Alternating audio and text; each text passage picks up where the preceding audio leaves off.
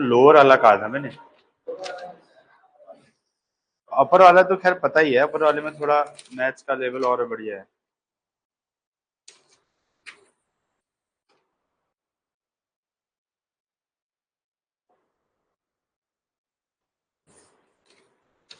इसमें भी 50 नंबर की आती है? तो इसमें ज्यादा होगा ना मैटर।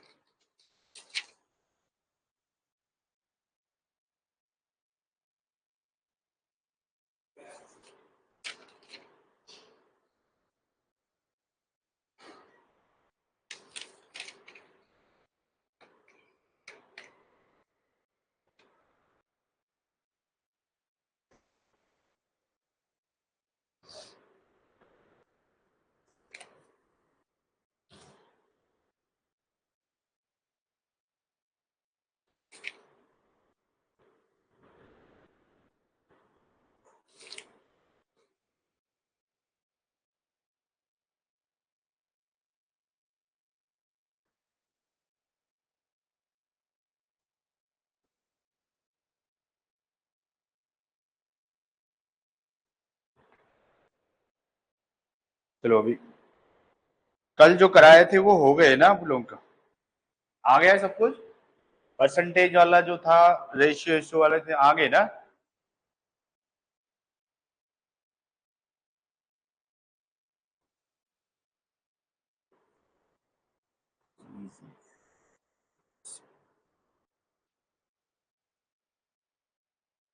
चलो कुछ ब्लड रिलेशन करते हैं पहले कुछ, फिर उसके बाद सीरीज के करते हैं क्वेश्चन।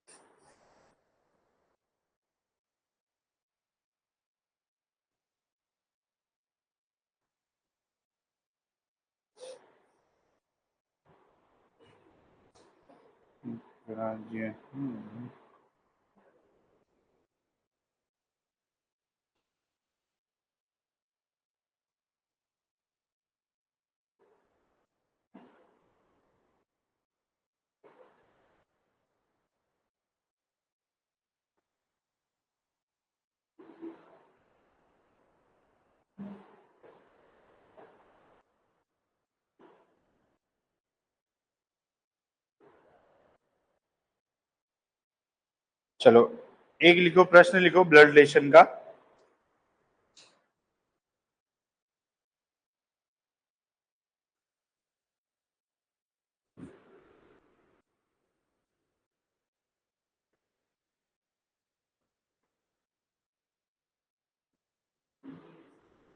हैं?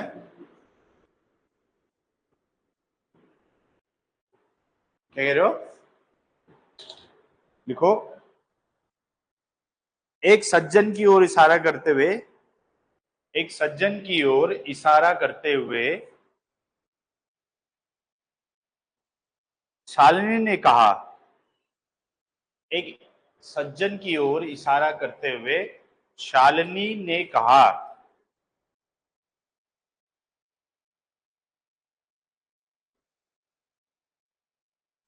इनके इकलौते भाई, इनके इकलौते भाई मेरे पिता के, सॉरी मेरे बेटे के, इनके इकलौते भाई मेरे बेटे के पिता के पिता है।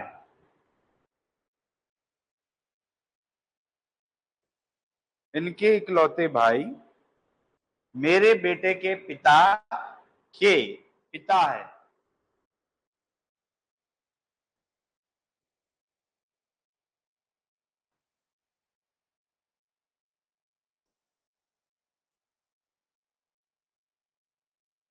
तो पूछा गया है कि सज्जन शालिनी से कैसे संबंधित है।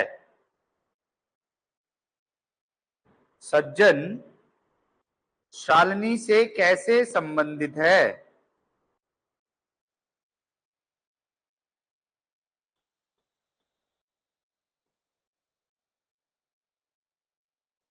ब्लड रिलेशन पढ़ रखा है, ब्लड रिलेशन नहीं पढ़ रखा है?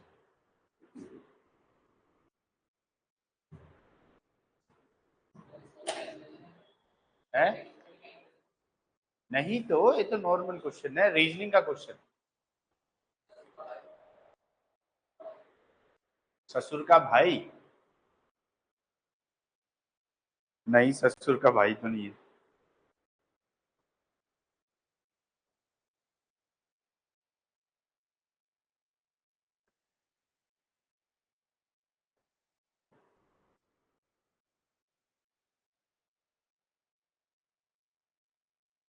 बस, बट वो ससुर का भाई थोड़ी होगा, ससुर ही कहलाएगा वो भी।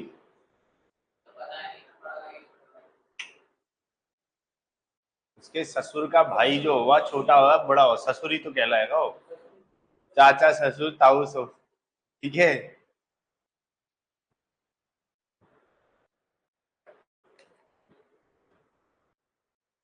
ये बन जाएगा क्या? हाँ, ससुर है। इनके इकलौते भाई एक सज्जन है, मान लेते हैं ये हमारा सज्जन है एस। ठीक है। इसकी तरफ इशारा करते हुए क्या कहा इसने? इनके भाई। अब भाई इनका कोई भाई है, मान लेते वो भाई बी है। ठीक है। अब सज्जन भी क्या है हमारा? मेल है। ठीक है। इनके भाई मेरे बेटे के, इनके जो भाई हैं मेरे बेटे के पिता के पिता है। मेरे बेटे के पिता, मान लेते हैं शालिनी का बेटा है कोई। इसको मैं मान लेता हूं, शालिनी को एस एच मान लेता हूं। ठीक है। शालिनी का बेटा हो गया। ठीक है। ये कहा है कि मेरे बेटे के पिता, यानी इसका पति। ठीक है। हस्बैंड मान लेते हैं। मेरे बेटे के पिता है, यानी बेसिकली ये आ जाएगा इधर, और ये बन जाएगा किधर?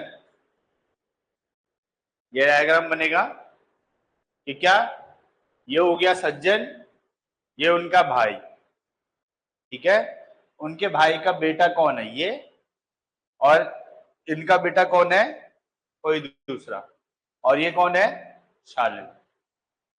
तो पूछा गया है कि सज्जन और शालिनी के बीच क्या संबंध है। तो क्या हो जाएगा? सज्जन ससुर हो जाए। आई बात समझ में? मुझे तो नहीं लगता ब्लड रिलेशन में कोई समस्या थोड़ी होगी आप लोगों को। होगी इसमें समस्या? इसके तो छोटे क्वेश्चन आएंगे ना, है ना?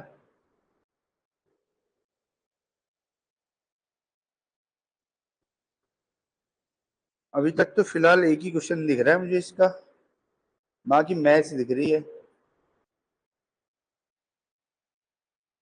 बाकी मैथ्स दिख रही है इसमें।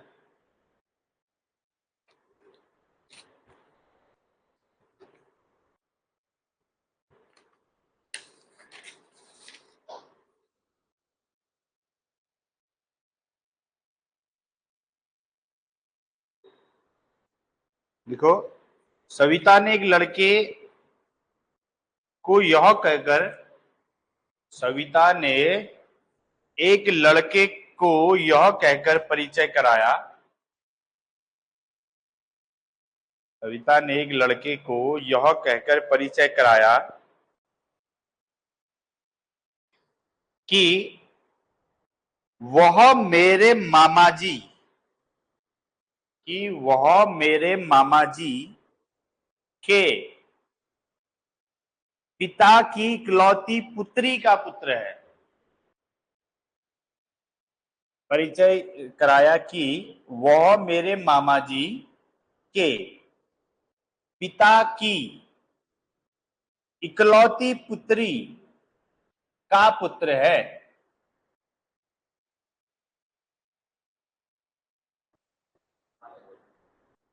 ठीक है, लिख दिया कि वह मेरे मामा जी के पिता की इकलौती पुत्री का पुत्र है। लड़का सविता का क्या लगता है? लड़का सविता का क्या लगता है?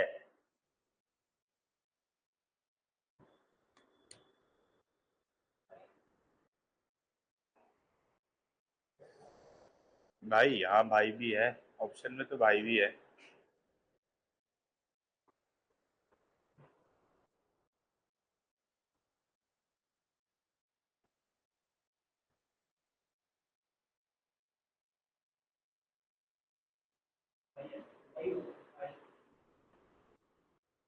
हम्म,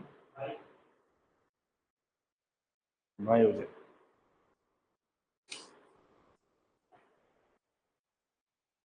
ठीक है, बन जाएगा। आसान है ना?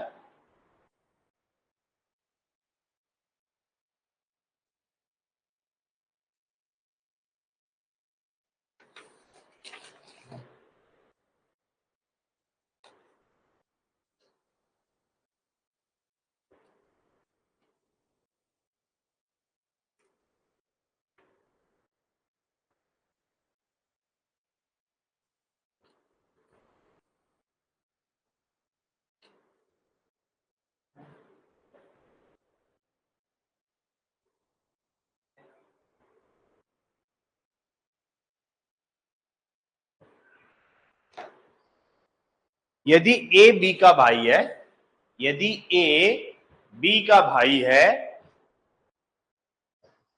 यदि ए बी का भाई है, सी ए की बहन है, सी ए की बहन है,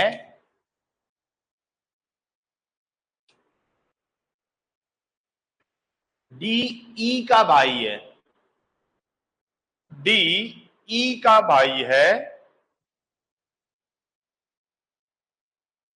ई बी की पुत्री है, ई बी की पुत्री है, एफ सी का पिता है, एफ सी का पिता है, तो डी का अंकल कौन है? तो डी का अंकल कौन है?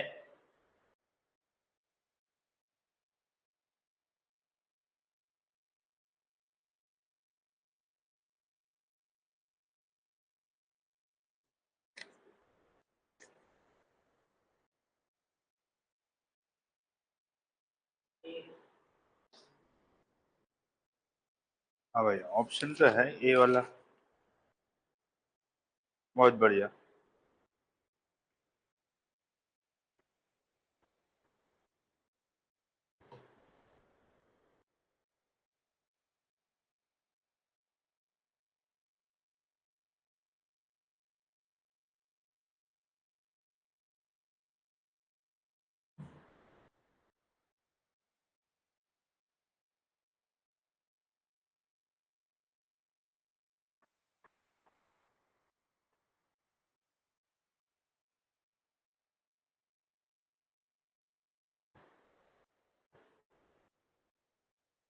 बन गया सबका?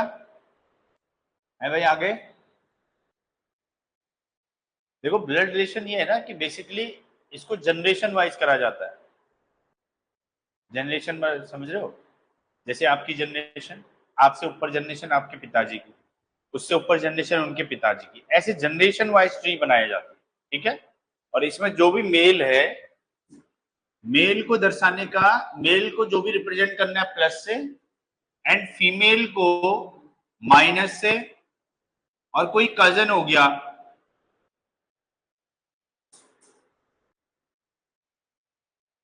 कजन जो हो गया नॉर्मल ऐसे लाइन से दर्शाना है। ठीक है, एंड कपल जो हो जाएगा वो उनको रिप्रेजेंट करना है कुछ इस तरीके से।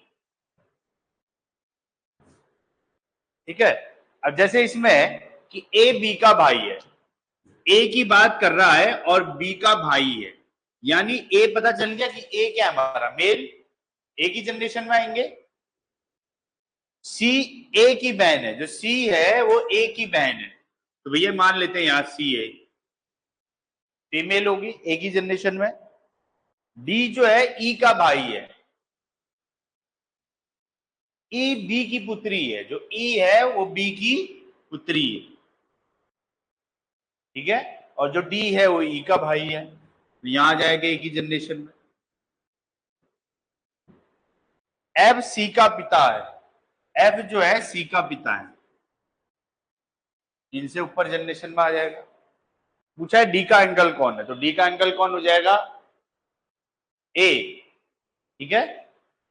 ये अब ये पता नहीं ये फादर है कि मदर है, बट ये पता है कि ए क्या कहलाएंगे, अंकल। मामा जी को भी अंकल कहेंगे और पिताजी के भाई को भी क्या कहेंगे, अंकल के। आई बात समझ में। हिंदी में मामा जी और चाचा जी कह सकते हैं, लेकिन इसमें अंकल ऑप्शन है, तो अंकल ही आंसर रहेगा।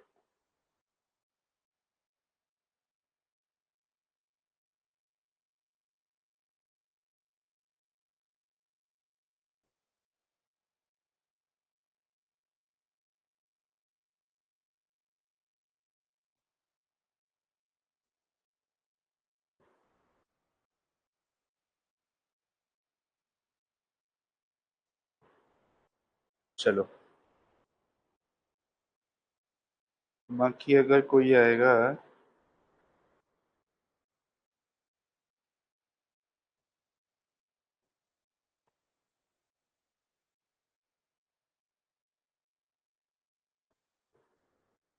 चलो एक और लिखो फिर देखते हैं कुछ और। सुनील केशव का पुत्र है, सुनील केशव का पुत्र है, सुनील केशव का पुत्र है। केशव की बहन, सुनील केशव का पुत्र है, केशव की बहन सिमरन के, केशव की बहन सिमरन के एक पुत्र मारुति, केशव की बहन सिमरन के एक पुत्र मारुति और पुत्री सीता है।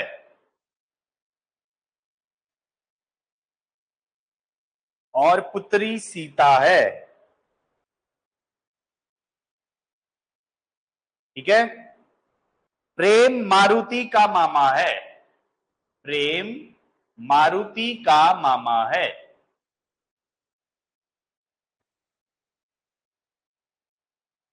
सुनील का मारुति से क्या संबंध है, सुनील का मारुति से क्या संबंध है जी, मामा आ रहा है।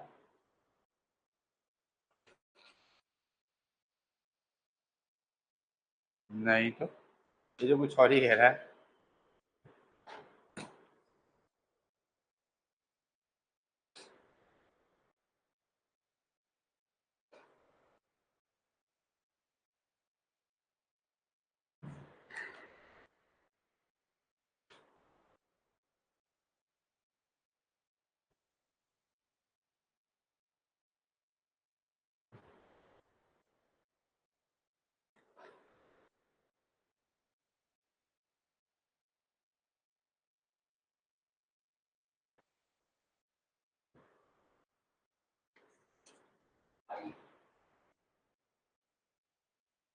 भाई आएगा।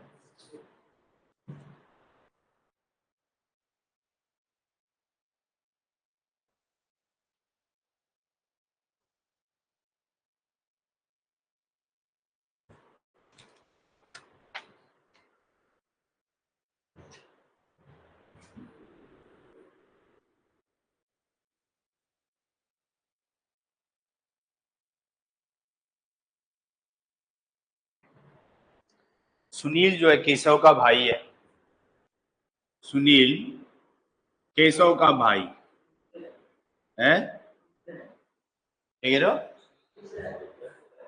अच्छा पुत्र है, सुनील केशव का पुत्र है, ये हो जाएगा सुनील। ठीक है, पुत्र है तो यानी ये प्लस में हमारा। ठीक है, केशव की बहन सिमरन, अब केशव की बहन है एक सिमरन,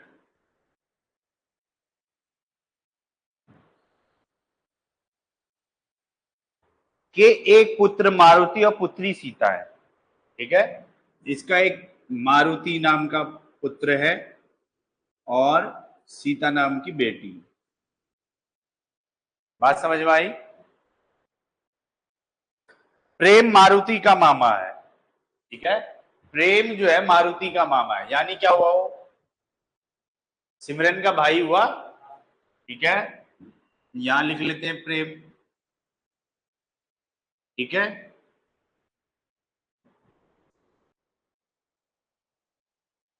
सुनील का मारुति से क्या संबंध है?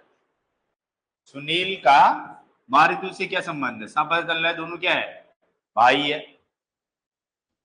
ठीक है, क्योंकि एक ही जनरेशन में है, ऊपर से क्या है, मामा और बुआ के लड़के हो गए। ठीक है, भाई हो गए। ठीक है भाई,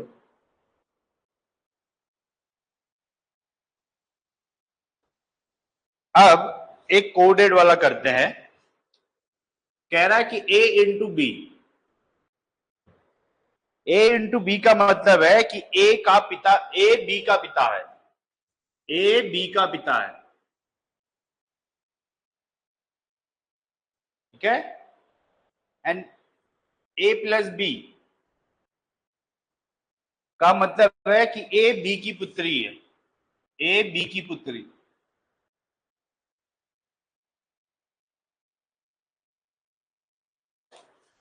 a b की पुत्री।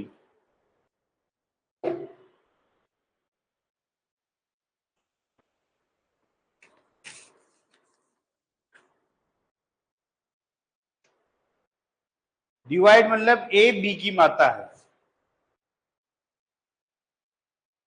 ए बी की माता है, एंड माइनस ए बी का भाई है, ए बी का भाई है।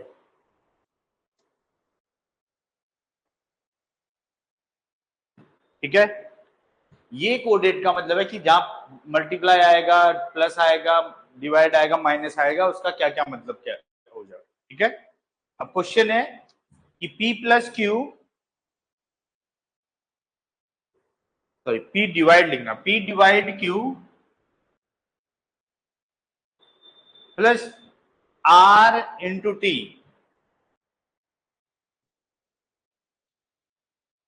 ये दे रखा है आपको, पूछा है कि Q का T से क्या संबंध है, Q का T से क्या संबंध है।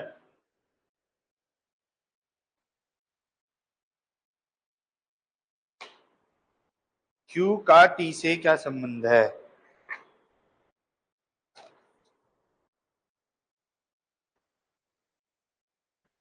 Q का T से क्या संबंध है?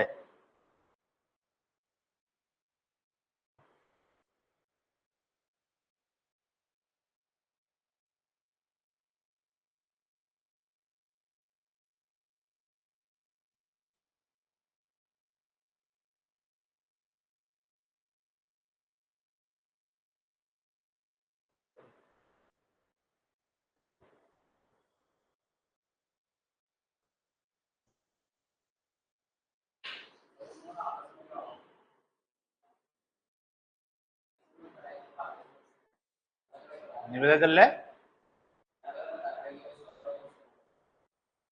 ऐसे कैसे होगा भाई, ऐसा तो नहीं होना चाहिए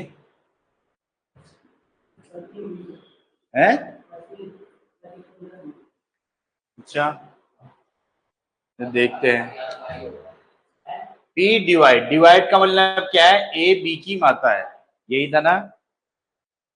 हाँ, ए बी की माता है, यानी जो P होगी वो माता जी होंगी किसकी, क्योंकि एंड Q और R के बीच प्लस का साइन, और प्लस का मतलब क्या है, ए बी की पुत्री है, ए बी की पुत्री है। ठीक है, यानी ए ये पुत्री है किसकी, आर की, ये होगा कि नहीं होगा, है भाई? पी और आर पति पत्नी होंगे। उसके बाद गुणा, गुणा का मतलब क्या था कि ए बी का पिता है, यानी आर पिता है किसका, टी का, आर पिता है टी का। ठीक है, अब बताओ क्या संबंध है, बहन हो जाएगी, क्यू के बारे में पूछा गया ना, तो क्यू क्या हो जाएगी, बहन। अब टी के बारे में हमें पता नहीं है ये कि भाई है क्या, बहन। आई बात समझ में? क्यू के बारे में पूछा कि क्या संबंध है, तो क्या हो जाएगी वो, बहन।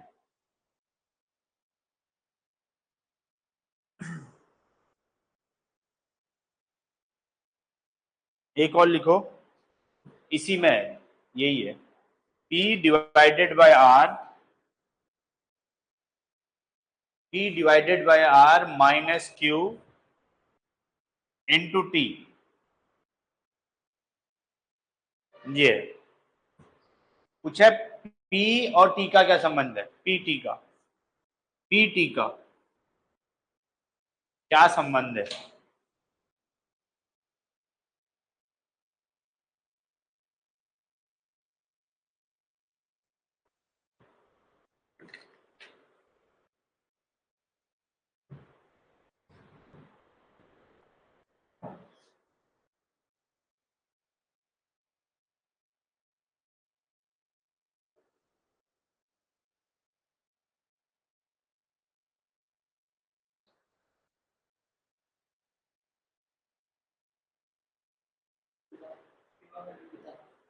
क्या वो गलत कह रहा है क्या, दादी हो जाएगी। हमारा पिता कैसे बनना है भाई, है? क्या हो गया, नींद आ रही क्या?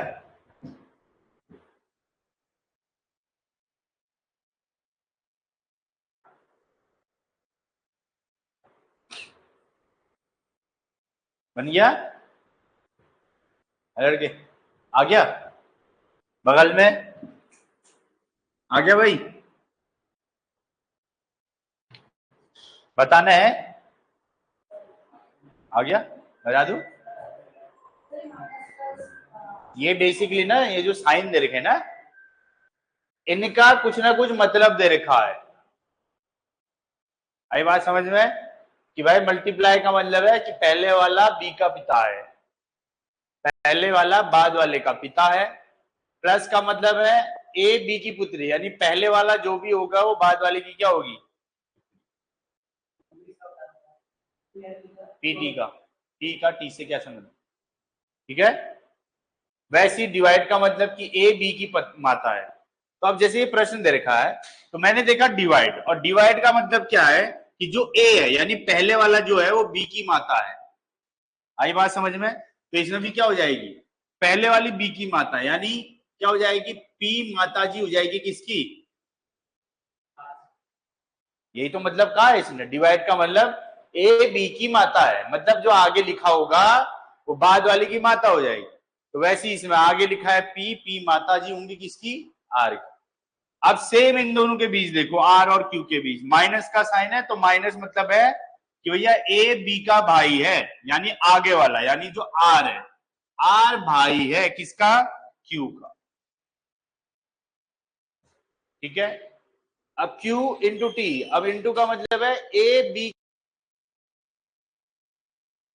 का, तो आगे वाला पिता है टी का, तो टी आएगा इधर, आएगा कि नहीं आएगा, बस संबंध यहां पूछा है, तो क्या हो जाएगी ये, दादाजी, दादी दादी।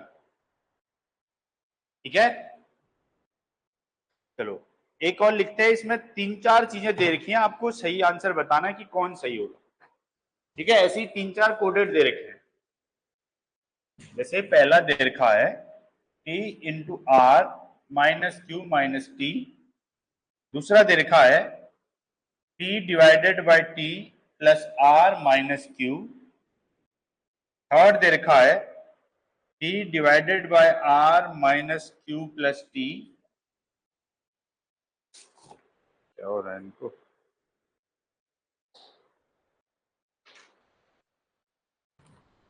और चौथा दे रखा है T into T minus Q plus R. ठीक है, ये चार चीजें दे रखी हैं। अब कह क्या रहा है? ये कह रहा है कि निम्न में से कौन सा संबंध है कि आर पी की पत्नी है। कह रहा है आर पी की पत्नी है। कौन सा ऐसा डायग्राम है या कौन सा ऐसा कहते हैं ऑप्शन है जो ये सही कर पाएगा, मतलब जिसमें ये सही हो जाएगा कि क्या आर जो होगी वो पी की पत्नी कहलाएगी। कौन सा ऑप्शन सही होगा कह रहा है जिसमें आर पी की पत्नी होगी?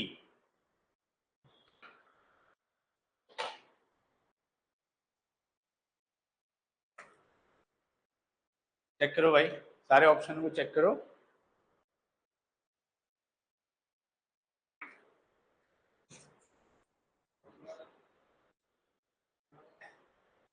सेकंड वाला आर पी की पत्नी, ये मतलब यही है, हाँ डिवाइड, ये जो साइन दे रखा है, ठीक है। डिवाइड बी माता, पी माता जी हो जाएंगी प्लस पुत्री हो जाएगी टी आर। कैसे आ जाएगा बेटा? ये तो नीचे जनरेशन में चले जा रहा है। हाँ फोर्थ वाला हो,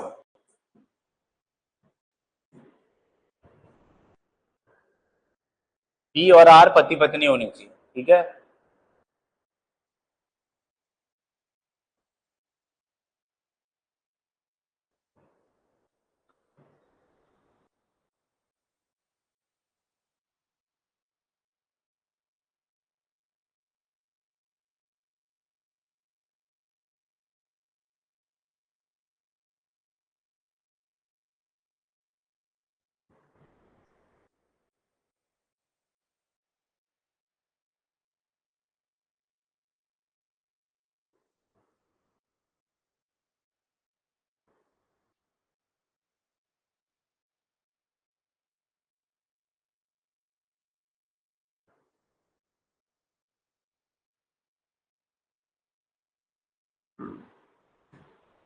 आ गया?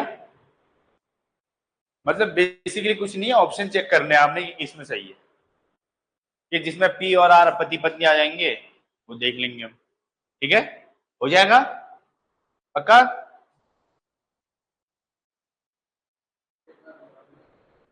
है सेकंड वाला तो हो ही नहीं सकता, क्योंकि मैं देखूं डिवाइड वाला, देखो ना डिवाइड वाला क्या कह रहा है, ए बी की माता है यानी पी माता जी हो जाएंगी किसकी। फिर उसके बाद टी और आर के बीच प्लस का संबंध, और प्लस मतलब क्या है, ए बी की पुत्री है, यानी टी पुत्री है किसकी, आर की।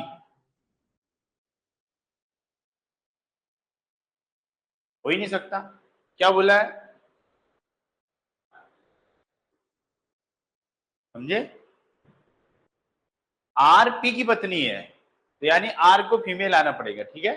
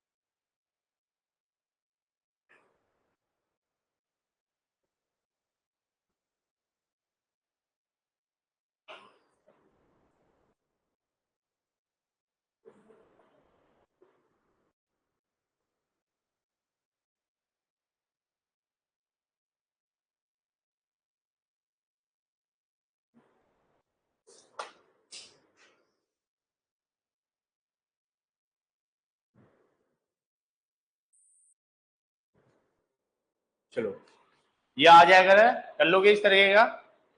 चलो अब सीरीज की तरफ चलते हैं थोड़ा। सीरीज के क्वेश्चन भी दिख रहे हैं इसमें।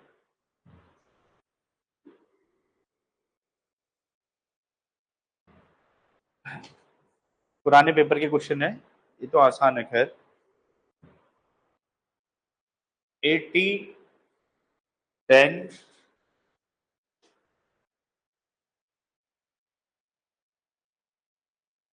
अगला वाला पूछा गया आपसे।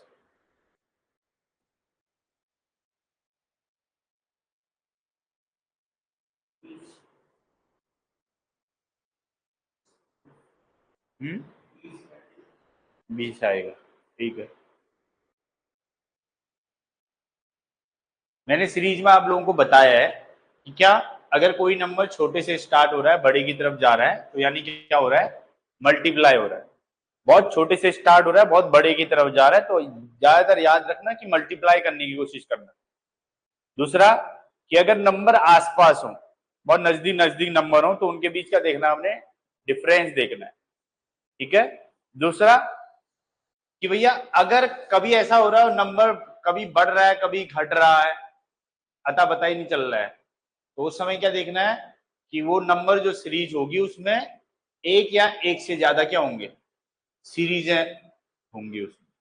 ठीक है, एक से ज्यादा सीरीजें एक साथ दी होंगी, जैसे ये प्रश्न दिख रहा है। ठीक है, इसमें क्या दे रखी है, दो सीरीज एक साथ दे रखी। क्या, ये 80 से सीधे 10 हो गया, यानी ये नंबर घट रहा है बढ़ रहा है कभी, तो आपको देखना है दो सीरीजों का मेल बन रखा है, एक सीरीज इनसे मिलकर बन रही है और एक सीरीज इनसे मिलकर बन रही है। समझ में आई बात। तो क्वेश्चनों को करने का तरीका ही हो गया, इसमें तो 10 माइनस हो रहा है और उसमें प्लस 5 हो रहा है, तो इसलिए 20 आंसर। तो पुराने पेपर में पूछा गया। अब एक बहुत अच्छा क्वेश्चन है, देखते हैं इसको करते नहीं कर पाते।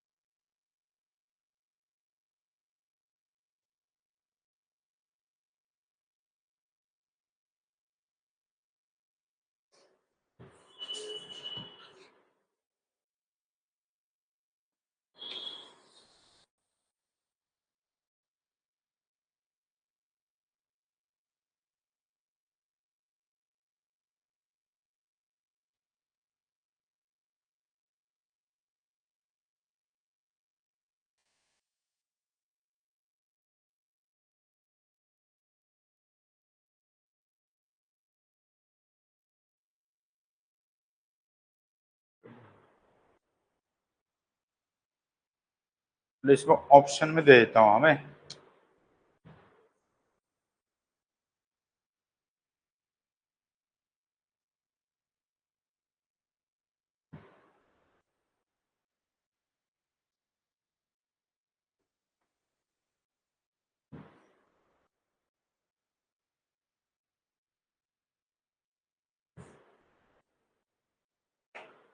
तो मुझे इसका लॉजिक समझ में नहीं आ रहा, कुछ तो अजीब सा है।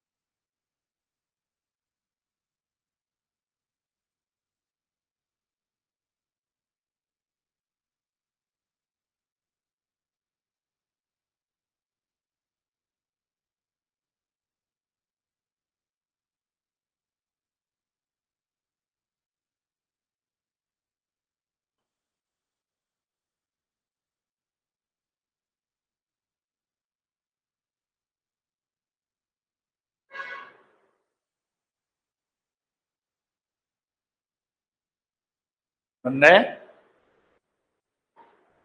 तो थोड़ा अजीब सा लग रहा है मुझे। इसका सिर्फ आंसर पता है, बस हो गया मुझे।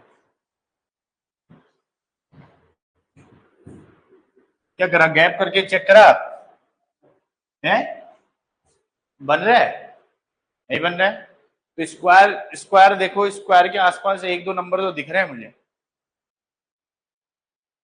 जैसे 42 को देखें तो 42 किसके स्क्वायर के नजदीक है? 7 का स्क्वायर माइनस 7। ठीक है, वैसे ही मुझे 110 भी लग रहा है, 11 का स्क्वायर माइनस 11। अब बट आगे को जो सीक्वेंस बन रहा है उसमें गड़बड़ हो रहा है। वैसे तो आंसर बन रहा है इसका, और आंसर एक ही है, वो भी सही है। मुझे कुछ गड़बड़ लग रहा है, पता नहीं क्या है।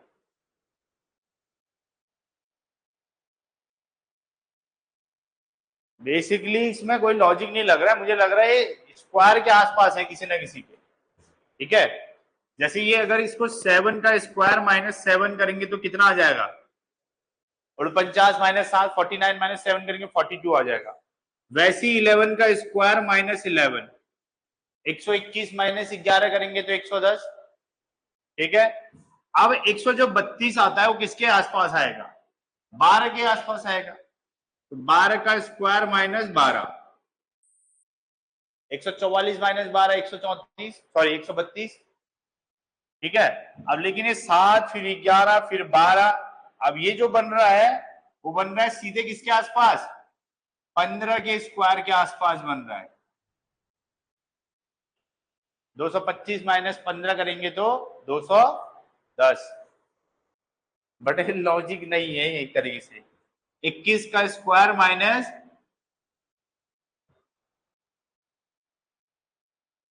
ठीक है, 21 का स्क्वायर क्या होता है? 441। 441, 441 में से 21 माइनस करेंगे तो कितना आएगा? 400, नहीं है, 420 आएगा ना, गलत दे रखा है ना ये। अब वही मैं कह रहा हूँ, कुछ तो गड़बड़ चल रहा है, 420 होना चाहिए अब। तभी मैं कह रहा हूँ ये हो जाएगा 420। तब आएगा 420। ठीक है, तो अब अगला वाला इन ऑप्शनों में कोई नहीं बैठ रहा है, सिर्फ एक बैठ रहा है बस। क्योंकि अब 21 से बड़ा ही होगा कोई नंबर। 21 से बड़ा क्या होता है? 22। अगर 22 का भी स्क्वायर करेंगे 484 होता है, उसमें से 22 माइनस करेंगे तो 62 में पहुंच जाएगा वो। बट वो भी नहीं हो सकता, तो एक ही ऑप्शन बचता है हमारा। तो ये ऑप्शन क्या कहलाएगा? 23 का स्क्वायर होगा ये। 23 का स्क्वायर माइनस 23 क्या होता है? 529। 529 होता है। 529 में से 23 जाएगा तो कितना आएगा? 506। ये अजीब सा क्वेश्चन पूछा था भाई, ये पुराने पेपर में पूछा गया है, पता नहीं कब का पेपर है, लेकिन इसमें भी तो होंगे सीरीज।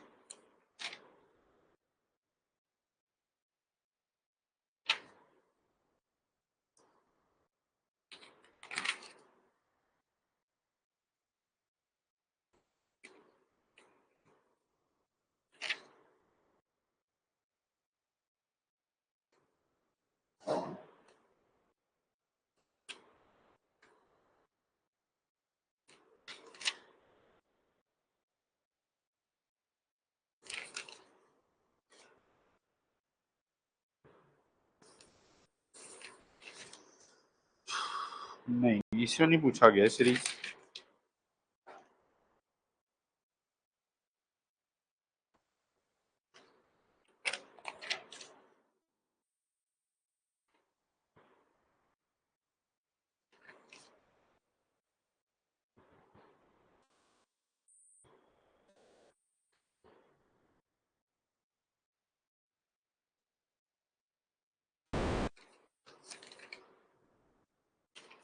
ये पूरा मैथ्स का ही होता है क्या पेपर? इसमें अलग अलग पेपर होते हैं? अच्छा।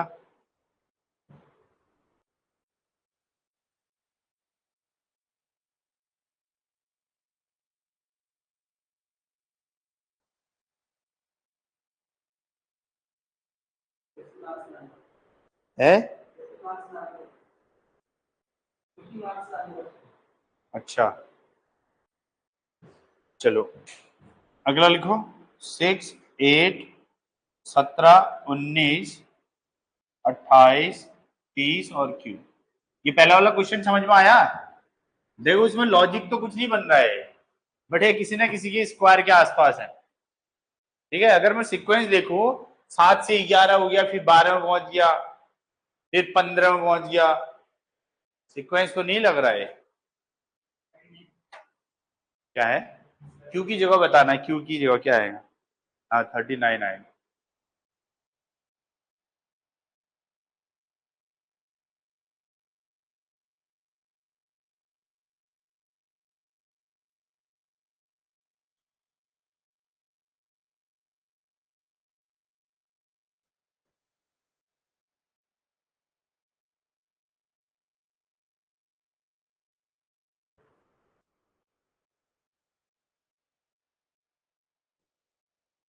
आ गया?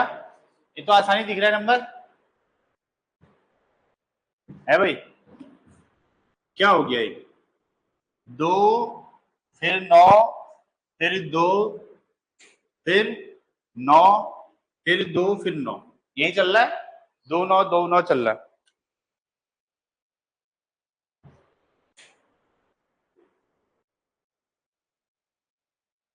ये पुराने पेपर वाले क्वेश्चन है सारे। नेक्स्ट वाला बताना।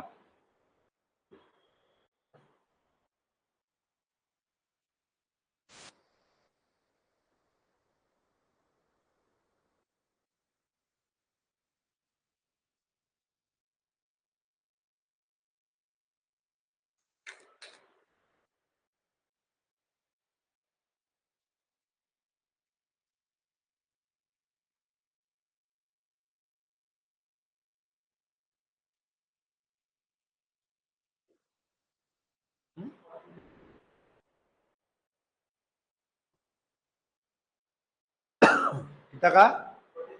43 नहीं होगा लड़के, देखो 53 होगा।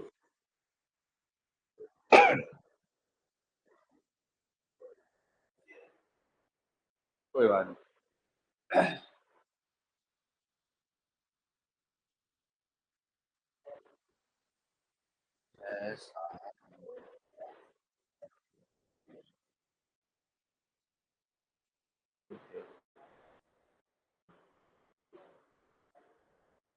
क्या हो रहा है? दो दो के गैप में बन रहे हैं ना ये।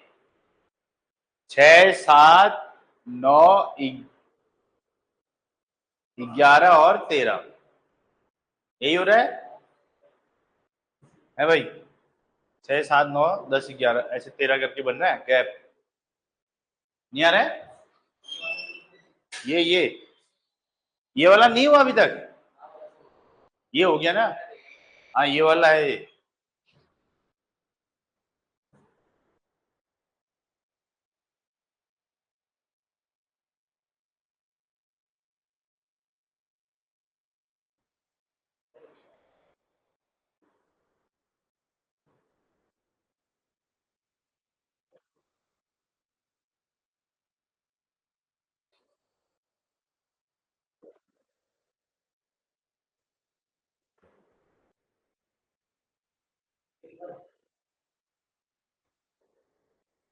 ये पेपर कर रखा है क्या? ये पेपर करा आपने?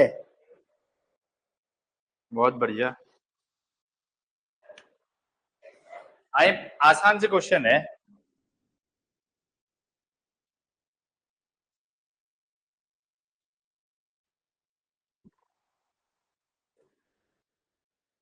-1 जीरो है भाई, 6 नहीं है, जीरो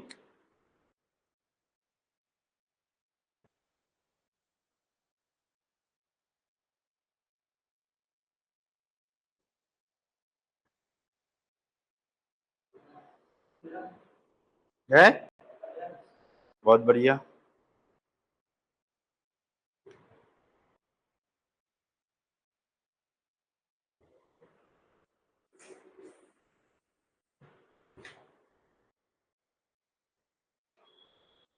सबका बन गया? बन गया ना? है भाई?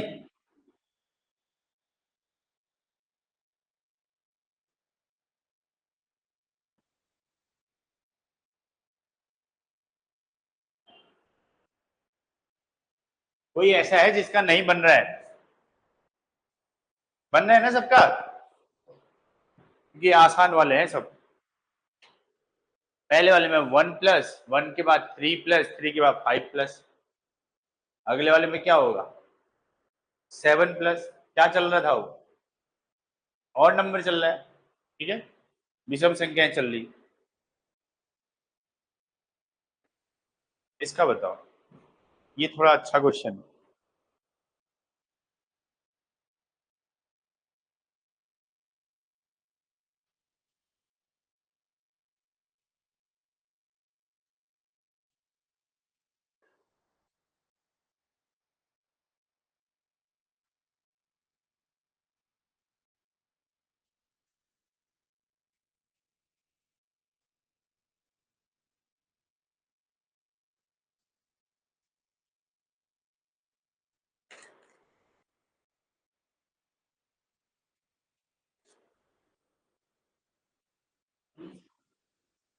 बहुत बढ़िया।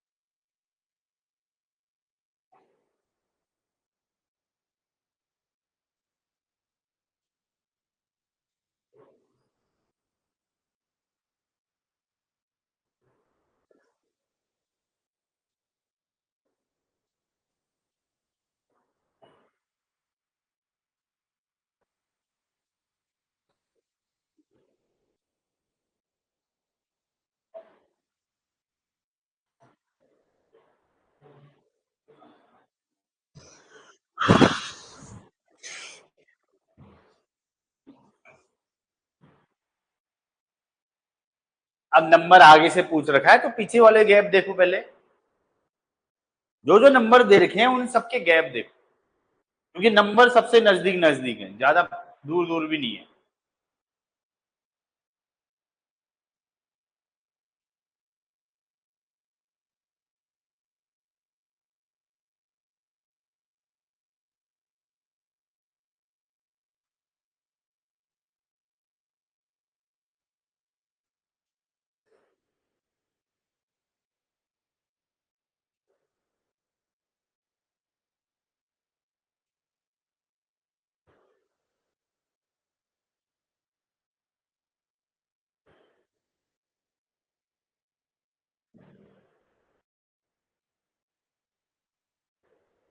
तो मल्टीप्लाई वाला भी हो रहा है इसमें, है भाई, नंबर छोटे से बड़े की तरफ भी जा रहे हैं ना।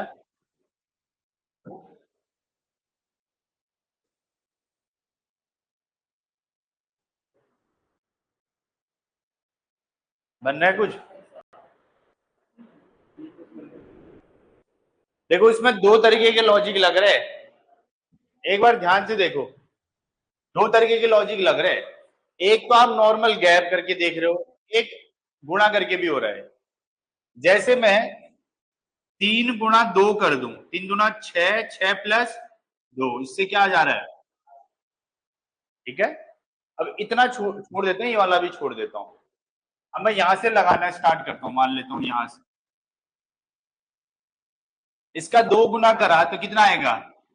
420। 420 में कितना जोड़ा गया? 12। अब इस वाले को देखो, 100 का 2 गुना किया गया, कितना आया? 200 प्लस, ठीक है। अब इसको देखेंगे, इसका 2 गुना किया, कितना आएगा? 92। 46 गुना 92 हो जाएगा, कितना प्लस करना पड़ेगा? तभी 100 आएगा, ठीक है। अब इसके अनुसार यहां पर क्या होना चाहिए कि जिससे क्या आ जाए? 46। तो यानी 20, 20 गुना 40, 40 प्लस क्या होना चाहिए? क्योंकि 12 फिर 2 कम फिर 2 कम 2 कम करके जोड़ रहा है। अगर मान लेते हैं यहाँ पे 20 आ जाता है, तो अगले वाले में भी वही लॉजिक लगना चाहिए। तो 8 गुना 16, 16 प्लस कितना होना चाहिए? 4, ठीक है, 20। यहाँ तो लग ही रहा है, 2 तिया 6, 6 प्लस 2, समझ में आई बात? या नॉर्मल गैप गैप करके भी हो रहा है, 2 बार गैप देखना पड़ेगा, ठीक है।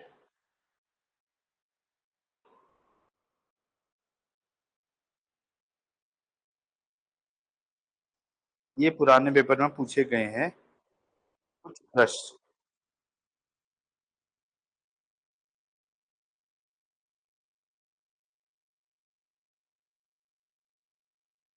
मुझे तो ये वाले क्वेश्चन तो आसानी से बता दोगे आप, एक नॉर्मली वैसे पूछ रहा हूं मैं, सीरीज का नहीं है, बॉड मास से रिलेटेड है ये।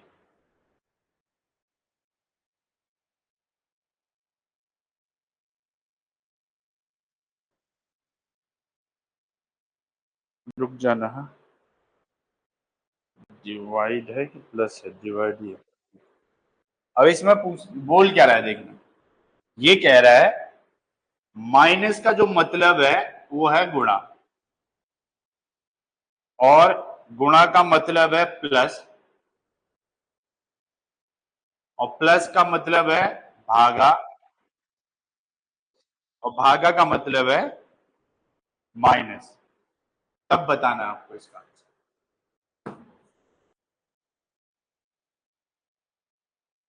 माइनस मीन मल्टीप्लिकेशन, मल्टीप्लिकेशन इन प्लस, प्लस मतलब डिवीजन, डिवीजन मतलब सब्ट्रैक्शन। तो फिर बॉड मास यूज करके इसका आंसर बताओ कितना है, 4। इसमें वैसे नन ऑफ दीज वाला ऑप्शन तो है।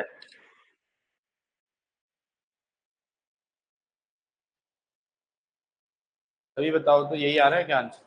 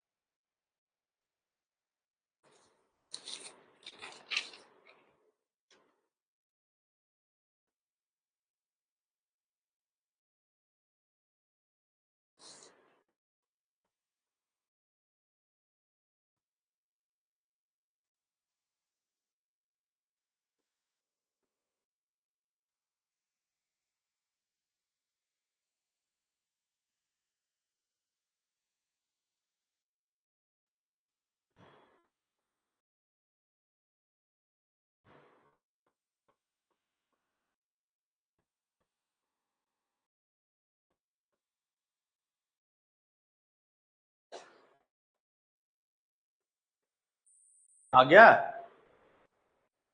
बॉड मास तो आता है ना, ये भी बताए हुई चीजें हैं ये। कोई ऐसा नहीं आता तो बता दूंगा भाई मैं।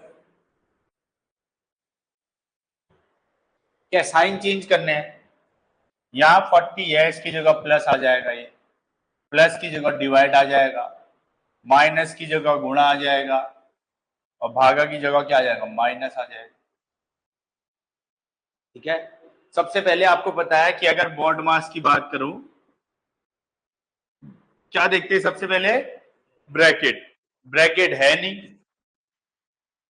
फिर देखते हैं ऑफ, ऑफ भी है नहीं हमारा, फिर देखते हैं भागा वाला, भागा है तो भागा करेंगे, फिर एडिशन देखते हैं, लास्ट में सब्ट्रैक्ट।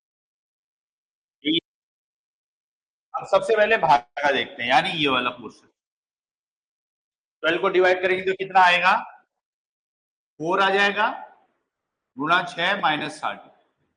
अब भागा के बाद चलते हैं गुणा की तरफ, यानी कितना आ जाएगा, 24। यहाँ प्लस करो माइनस करो कोई फर्क नहीं पड़ेगा, यहाँ आ जाएगा कितना, 64, और यहाँ आ जाएगा 60, बराबर कितना आ जाएगा, ठीक है। अगर ब्रैकेट होता तो सबसे पहले मैं क्या करता, ब्रैकेट वाला सॉल्व कर, यानी मान लेते जैसे हम, मैं कह देता यहां ब्रैकेट लगा है, तो सबसे पहले ब्रैकेट के अंदर वाला सॉल्व करते आप, उसके बाद ब्रैकेट खोलते फिर, समझे।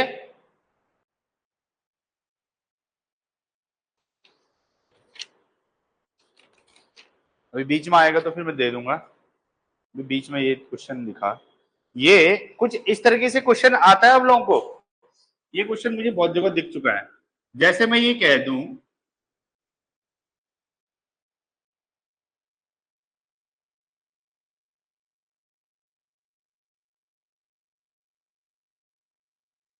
इसको आरोही या अवरोही क्रम में लिखना, या ये पूछना सबसे बड़ी कौन है, इसमें सबसे बड़ा कौन है, सबसे छोटा कौन है। इसमें नंबर ही नहीं लिखा मैंने,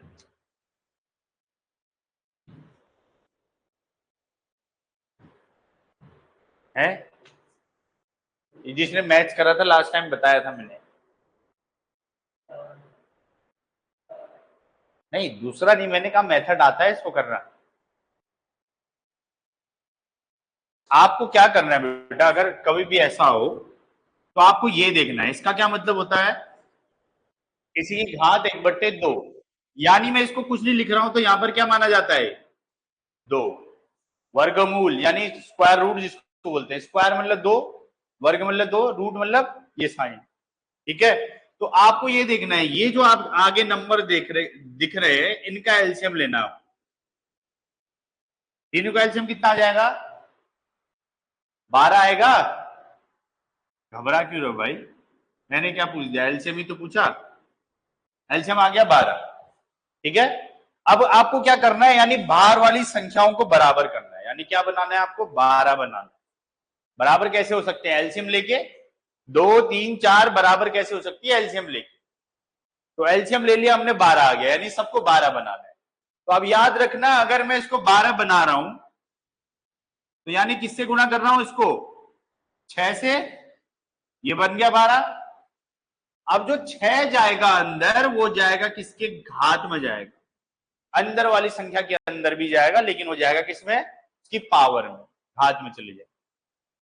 ठीक है, सब में ऐसे ही करना है। दूसरे वाले में भी क्या आ जाएगा, यहाँ 12 तो बनेगा, लेकिन किससे गुणा कर रहे हैं हम यहाँ, 4 से, तो इसलिए 6 की पावर क्या बन जाएगा अंदर, 4। अगला वाला ये 12 बन जाएगा, और यहाँ 5 की पावर कितना बन जाएगा, 3। अब बता सकते हो अंदर की, बाहर वाले सब बराबर हो गए, अंदर वाली संख्याओं को देखना है कि कौन इसमें से छोटा है कौन बड़ा है। ठीक है, ये हो जाएगा 2 की घात 6 मतलब 64, 6 की घात 4 मतलब कितना हो जाएगा, 216, 216 गुणा 6 कितना हो जाएगा, 6 6 36, 6 गुम 6, 6 3 9, 6 दूना 12, यानी 1296 हो जाएगा। ठीक है, और ये 125, यानी सबसे बड़ा ये हो जाएगा, फिर उससे बड़ा ये, फिर उससे बड़ा। बात समझे, ये क्वेश्चन। अब ये इसमें एक क्वेश्चन दे रखा, देखते हैं कर पाते। और ये चीज तो पता होगी ना, शायद ये तो पता ही होगा। जैसे मैंने कह दूं 2 की घात 3 है, और ये कह दूं मैं 5, इसकी टोटल वैल्यू कितनी आएगी, 2 की घात 15, यानी पावर के ऊपर पावर गुणा हो जाता है। समझ में आई बात। अगर मान लो यही चीज अगर ऐसे लिख दूं, मैंने लिखा √2, यहाँ 2 वाला, और इसके बाहर से ऐसे लिख दे,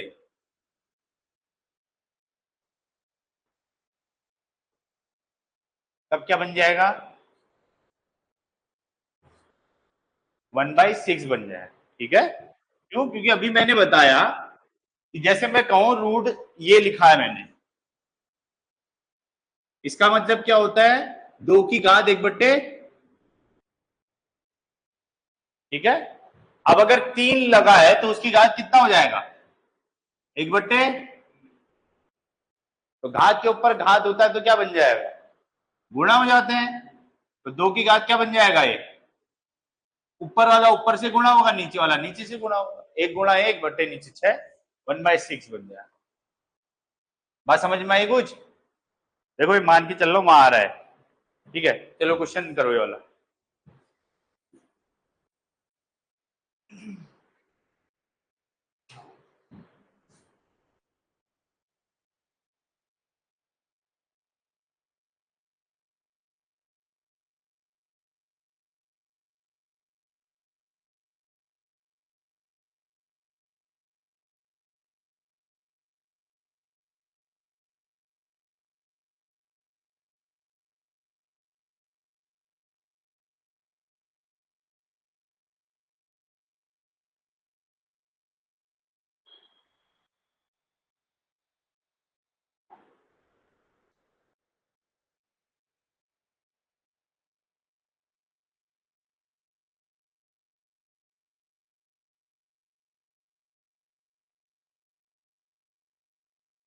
ये कह रहा है आरोही क्रम में लिखो, यानी असेंडिंग ऑर्डर में लिखो। आरोही क्रम बताया ना, यानी छोटे से बड़े की तरफ जाना, असेंडिंग ऑर्डर। ये चार चीजें दे रखी हैं, बताओ कौन बड़ा है कौन छोटा है। ये सब ए है।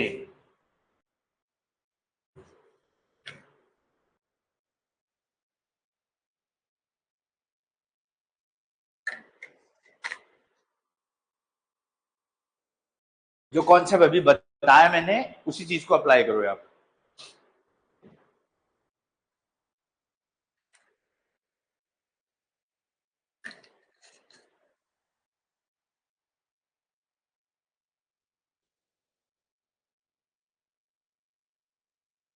अब जैसे ये है 2 की पावर 1/6 है ना, तो मैं इसको ऐसा भी लिख सकता हूं,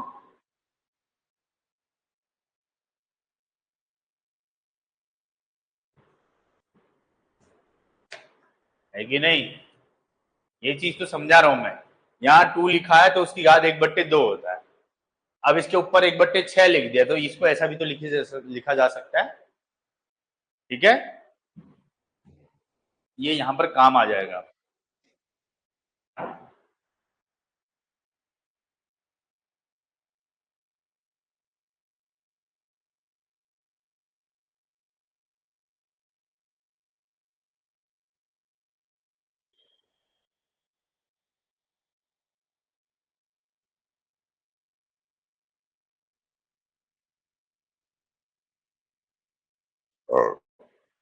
So,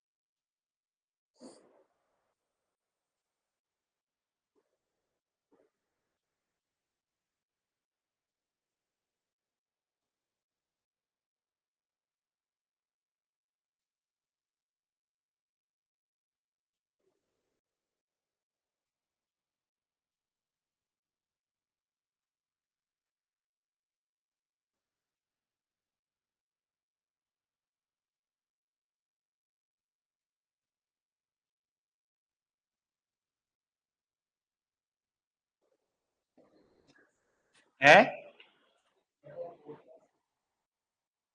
पहले आ रहा फर्स्ट, फिर फर्स्ट सेकंड, फिर आएगा थर्ड, फिर फोर्थ। फर्स्ट थर्ड ऐसा ऑप्शन तो दिख नहीं रहा है इसमें। फर्स्ट के बाद सेकंड वाला भी दिख रहा है, सेकंड वाला भी दिख रहा है।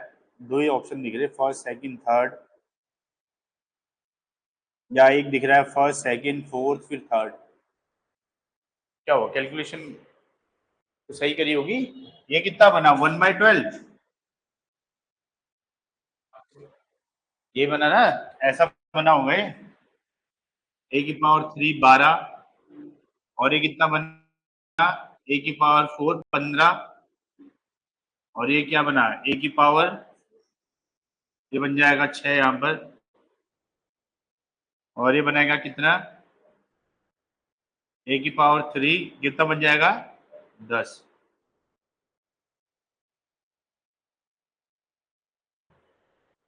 सबका एलसीएम क्या आया 60, 60 आया ना एलसीएम। एलसीएम लिया था हमने, तो बिना ऐसे कैसे कंपेयर कर दे बेटा।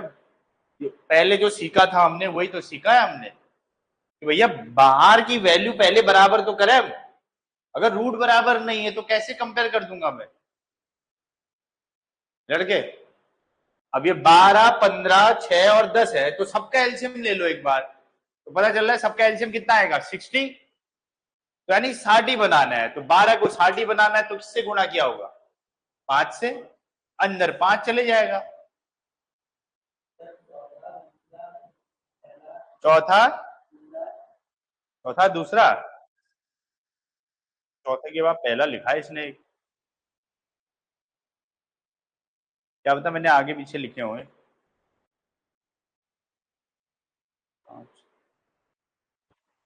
नहीं लिखा तो सही है मैंने। क्या बना देखते हैं। ये 60 बना तो कितना है 5, यानी a की पावर 15 बन गए। ठीक है, वैसे ही यहाँ ये 60 बना तो a की पावर कितना बन गया है 16। यहां बन गया 10, यानी 60, तो a की पावर 10 हो गया है। यहाँ कितना आ जाएगा ये 60, तो 6, a की पावर 18। ठीक है, आरोही क्रम बोला है। आरोही मतलब सबसे छोटा कौन है इसमें, थर्ड वाला है। नहीं नहीं, आरोही बोला है ना मैंने, तो थर्ड आएगा पहले, फिर पहला वाला, फिर दूसरा, फिर तीसरा वाला, बस ऑप्शन है। ठीक है, ये जो चीजें बताई ना मैंने, ये मुझे लग रहा है इस टाइप का क्वेश्चन बनता है, पुराने क्वेश्चन में भी दिख रहा है मुझे कहीं।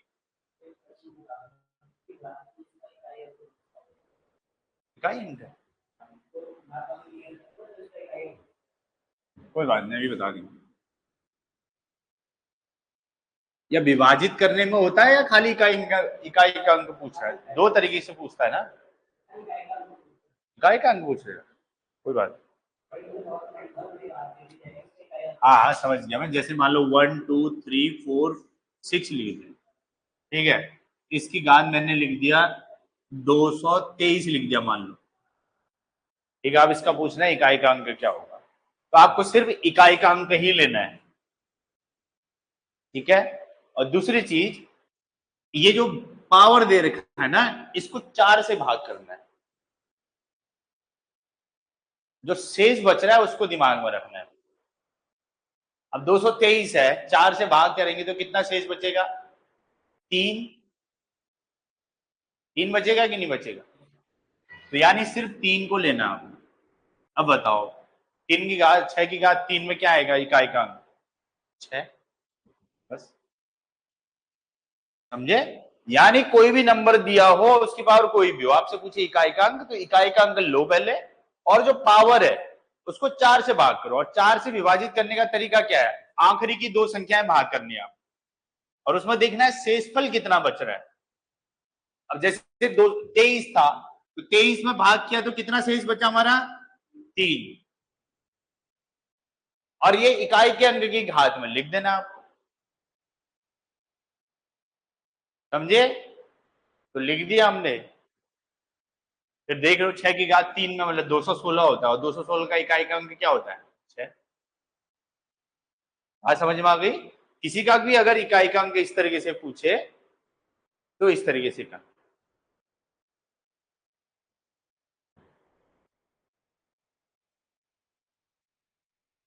अब ये बिना भाग वाला, कभी कभी ऐसा भी पूछता है भाग देने पर।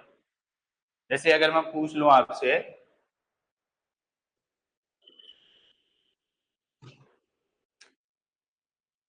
एक 6 है,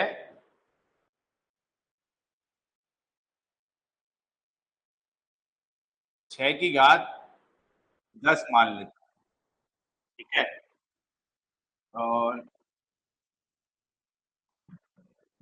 6 की घात 10 को 7 से भाग करने पर कितना शेषफल बचेगा।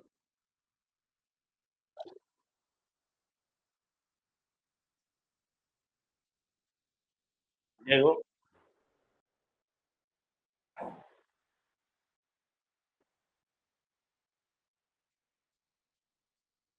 देखो, जब भी इसमें भाग करेंगे दो तरीके होते हैं।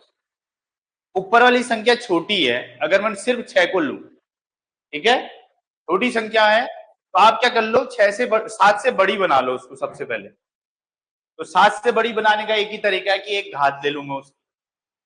तो मैं ऐसा लिख सकता हूं इसको 6 की घात 2, और बाद में क्या लिख दूं, या बाहर से लिख देता हूं ऐसा, या ऐसा कर दो 6 की घात 8 लिख दो यहाँ। ठीक है, या ऐसा नहीं भी करते हम, सिर्फ यही करते हैं, मान लेते हैं, ठीक है। अब अंदर जो संख्या है 6×6 = 36 हो जाएगा। अब आपको सिर्फ 36 को भाग करना है। 36 को भाग करेंगे तो शेष देखना आपने कितना शेष बचा। 7×5 = 35 बच जाएगा एक। एक की घात कितनी भी कर लो, आंसर कितना आएगा, यानी शेषफल कितना बचेगा, एक। ठीक है, ये वैसे नहीं आता है तुम्हारा, इसमें अलग अलग टाइप के क्वेश्चन होता है।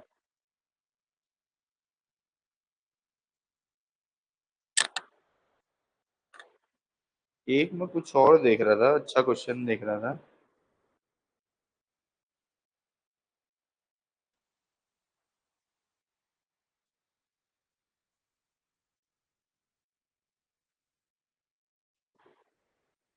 हाँ चलो, एक नॉर्मल क्वेश्चन करते हैं, फिर अगली क्लास में करेंगे। इसी का प्रश्न है, कल रेशियो पढ़ा था ना हमने, डेटा सफिशिएंसी भी आता है इसमें, लोअर बीसीएस में डेटा सफिशिएंसी की पर्याप्त है कि नहीं है। जैसे एक लिखो, उषा और प्रीति का जो वेतन है 5:4 है। उषा और प्रीति का वेतन का अनुपात 5:4 है। उषा और प्रीति के आय का अनुपात या वेतन का अनुपात 5:4 है। उषा का वेतन ज्ञात करने के लिए निम्न में से कौन सा कथन पर्याप्त है। उषा का वेतन ज्ञात करने के लिए निम्न में से कौन सा कथन पर्याप्त है।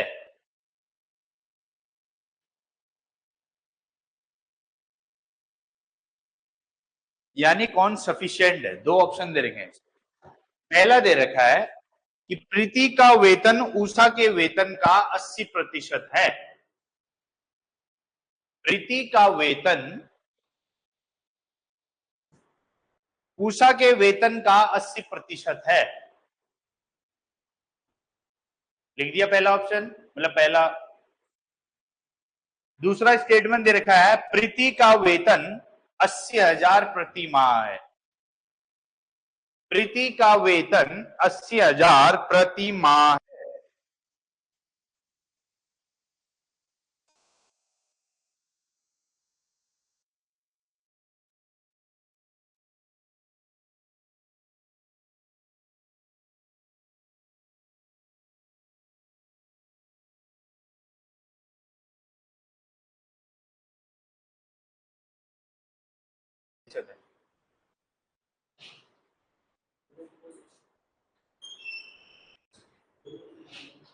क्या कह रहे हो, दोनों चीजों की जरूरत पड़ेगी।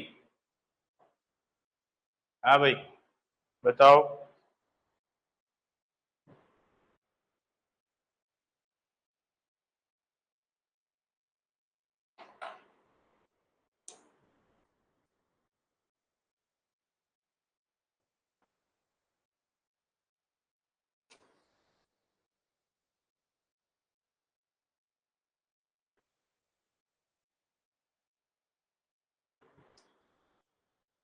देखो इसमें सिंपल सा दे रखा है कि उषा और प्रीति का जो वेतन का मतलब अनुपात है, क्या है, 5:4 है।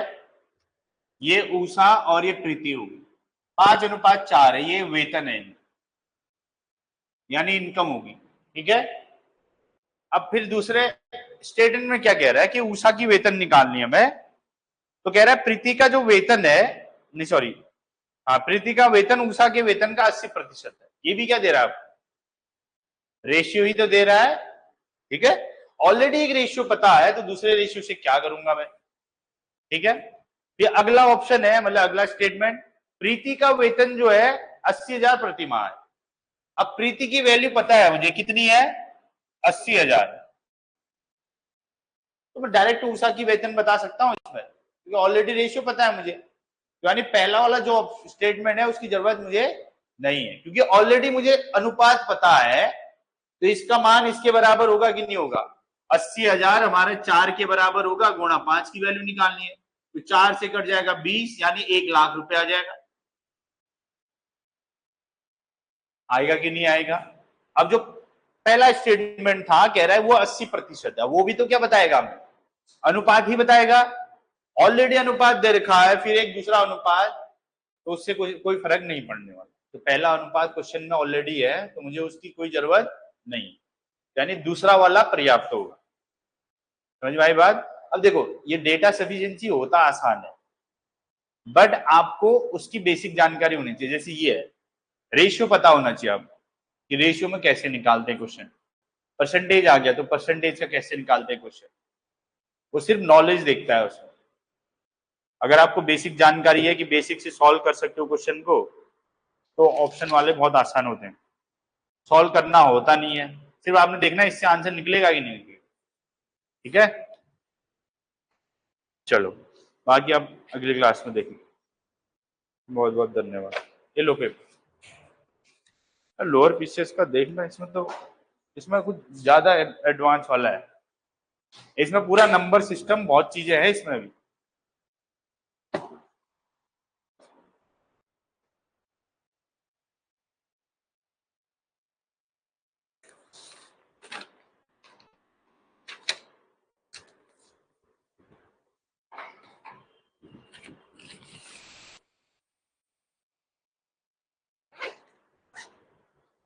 कल सिलॉगिज भी देखते हैं, सिलॉग, वेन डायग्राम, इस टाइप की चीजें देखते हैं। ठीक है, आफ्टरनून सर।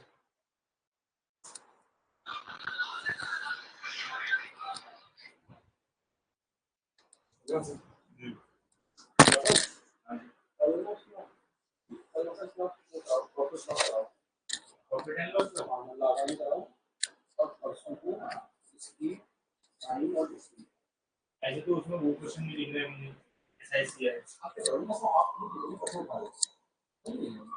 पहले आपको बेस प्रैक्टिकल बनाना पड़ेगा, उसके हिसाब से कराओ। उसके पीछे जो क्वेश्चन लिखना आती है, वो भी कराओ।